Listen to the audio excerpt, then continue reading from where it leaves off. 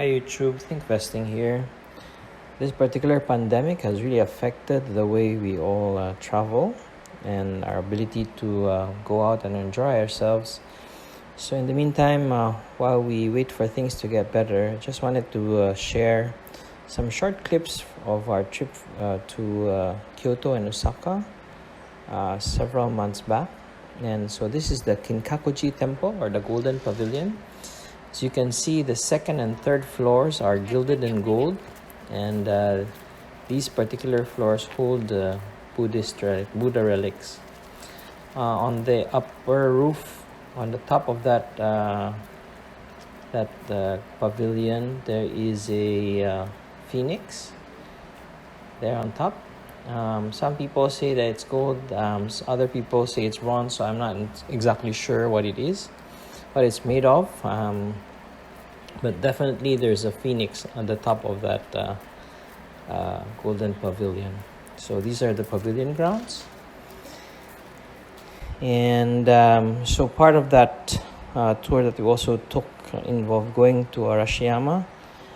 This particular area is famous for its bamboo groves, and so we are on our way there, and the tour guide is talking to us and telling us about the cherry trees scattered across this mountainous area. And she says that these cherry trees have their cherry blossoms in spring, and so this is a vital tourist area, tourist attraction for the people of Japan.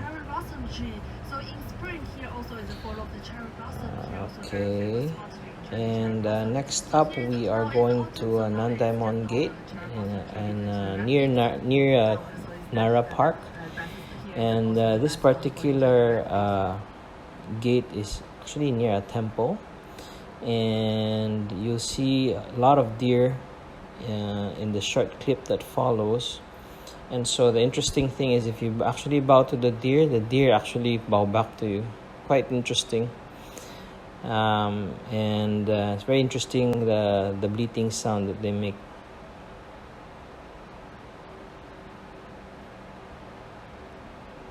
Okay, so they're going around with tourists, and you can actually buy food to feed the deer. Okay, and lastly, since I went to Osaka and Kyoto, and Japan has been such a dream country for me to go to for such a long time, and what I wanted to really do in Japan was to make sure that I was able to taste Wagyu. So in this particular case, I wanted to go to a nice restaurant with A5 Wagyu, and so I went to Kisho restaurant, and this particular restaurant is near Dotonbori. Our meal is right there, and this gentleman is going to be preparing our food. So this is one of the longer clips because it took a while for him to serve us. But we really enjoyed that meal. Although I will tell you that I think I had A5. I think that was ribeye. So we went for the fattier portion so that we could get more flavor. But the interesting thing about A5 beef is that it's really so fatty that when you put it in your mouth, it really just literally keeps on melting. So for me, I found it quite difficult to really feel the taste of it, the taste of the beef, because it just keeps on melting,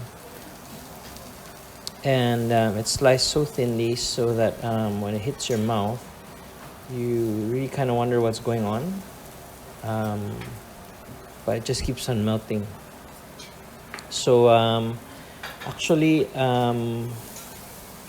I told my wife that I thought I enjoyed the tougher meat, still A5 Wagyu beef, but I felt that the tougher meat allows me to appreciate the flavor more, basically because I have to chew a bit more. So I think that I can, the flavor somehow is enhanced by having to chew it, and there's something to chew on it, and it fights back a little bit while you're chewing. So this gentleman really did a fantastic job of serving us our Wagyu meals. All in all, if I'm not mistaken, this is somewhere around the area of $100 plus maybe about 100 Kenny per person, like that. But for me, definitely worth it. Though I wouldn't really eat this same thing like day after day, but I really wanted to be able to taste this and have this experience when I went to Japan. And definitely when I do get a chance to go back there, I want to try again, and this time go to another place and try a different kind of Wagyu. So this one is from Kobe. So this is Kobe beef, supposedly the best beef in the world. And this is A5 graded or certified A5 beef Wagyu. So just wanted to have this experience before I left Japan, but I'll definitely be back and I'll definitely try this again. So I'd probably want to taste other kinds of Wagyu, if that makes sense, from the other regions of Japan. Okay, so I'll let you enjoy the video more. It's gonna take a bit longer. What I just wanna tell everybody is I wish you and your families are healthy and safe. Sure, there's a lot of worries for everybody, I think, regarding our jobs, our finances, all these things. But I'm just thankful for more basic things, I guess. I'm thankful for my family being healthy, myself being healthy, we're all safe. We can't move around too much just yet because we're in circuit breaker, still in circuit breaker mode here in Singapore. But I'm quite happy how the government is handling and managing the situation. I'm just grateful that we are relatively safe and we still have access to food and our families are together. So I'm hoping you and your families are all together and safe, and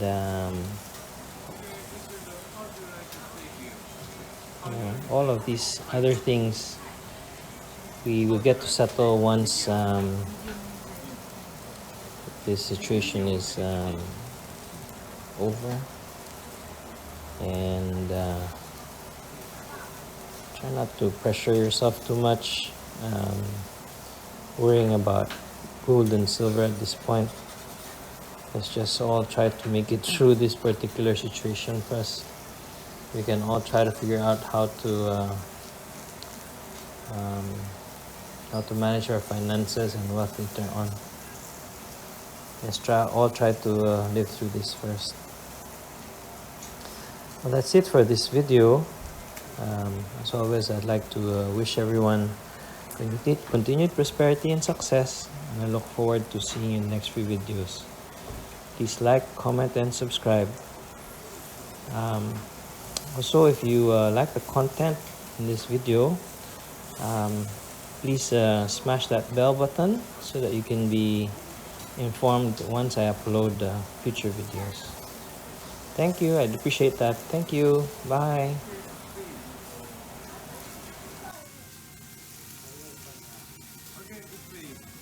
Thank you.